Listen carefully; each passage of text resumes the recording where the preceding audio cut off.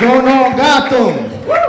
New York City, the Big Apple, Concrete Jungle. They give us a lot of names, right? They also call it the city that never sleeps. And I don't really agree with that. I'm not sure about you. I lived in New York for 20 years. I'm pretty sure it should be called the city that passes the fuck out. Bunch of drunk assholes. You keeping up with the 15 drink minimum? What's going on? Nah, I love New York. New York's the best place in the world. It's got a lot of characters, as I'm sure you've seen on the stage today. My favorite characters are actually in the subway, in the MTA. The best time of my life. You guys know the Showtime kids, the dance crew? They get on, what time is it? I hate those motherfuckers. I never give them money. Not once have I ever given them money.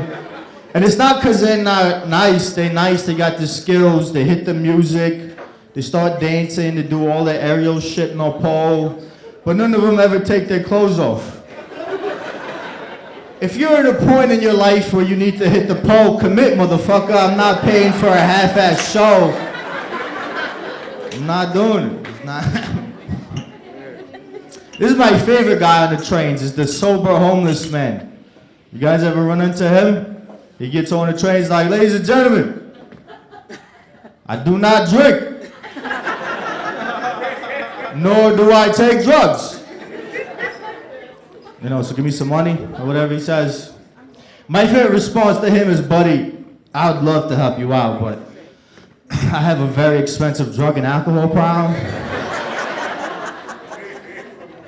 Plus I have to pay rent. He's homeless. Why am I giving this guy money? Whatever, you know he's fucking lying anyway, right? He's always got his nice ass shoes on. If you're not completely on board with the fact that he's lying, let's play devil's advocate for 1 second. Let's pretend he's not a gambler, a piece of shit, alcoholic, right? Let's say that like he watched his house burn down, right? Do you guys realize the amount of mental stability you would have to possess to watch that happen and then go, I'm gonna hit up the trains? Fuck out of here. My least favorite characters on the trains is the NYPD. Those guys always look mad as fuck for no reason. It's not for no reason. They're like one step above a meter maid. Nobody volunteered for that shit. You know what I mean? I'm actually not 100% sure why the meter maids are so mad when they write you a ticket. Like, dude, if everybody followed the traffic laws, you'd be out of a job. Put a smile on your face. I'm paying for your dental right now. Like, what? You gotta write me a ticket and be a dick about it at the same time? Like, what the fuck? I got a ticket on MTA. I think it was the dumbest shit in the world. There's this thing where you can't walk between the train cars on the train. That's illegal for your safety or whatever the fuck. But so here's what happened. I was on the train. I was getting on the train. It was at the last stop at Coney Island. And I don't know if you've ever seen a train at the last stop, but it's got all the doors closed except for one every so often, right? And this was the dead of winter. This is like February. I get on the train and there's nobody in the cart, and I saw everybody was huddled up in the one cart where the doors were closed. So I'm like, fuck this, I'm not freezing my balls off. Right, that's logical. And I made my way into the other cart. There was a cop behind me, she followed me in, like, sir, this is for your safety, I'm gonna have to write you a ticket. You can't do that, you can't walk between the train doors. And I was like, look, I get that you're gonna write me a ticket, but I just made it 6 flights of stairs over here. You don't think I can make it 3 feet between 2 doors? Who are you saving right now? For whose safety are you working? Whatever, she gave me the shit, and I was like, all right, aren't you gonna give the rest of these people a ticket too? She was like, well, I didn't see them walking in between the train doors. And I was like, oh, well, that's probably why you're not a detective yet.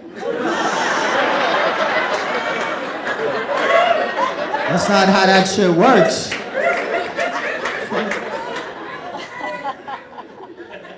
There was this other thing where it was like a see something, say something policy. I never thought much of it, but one time I decided to try it out. I saw a book bag on the trains, and as I made my way out of the train station, there was a cop there, and I said, "Officer, there's a bag upstairs. It doesn't look like it belongs to anybody." And he was like, "What's in the bag?" I was like, "I'm sorry, do you think I work with you and I forgot my uniform at home? What the He was like, "Ha, what are you, a comedian?" I was like, "Yeah, as a matter of fact, I am a comedian." He goes, "Well, how'd you get that job?" I was like, "I'm assuming like you, I didn't finish college." My name's Tony Booker, guys. Thank you.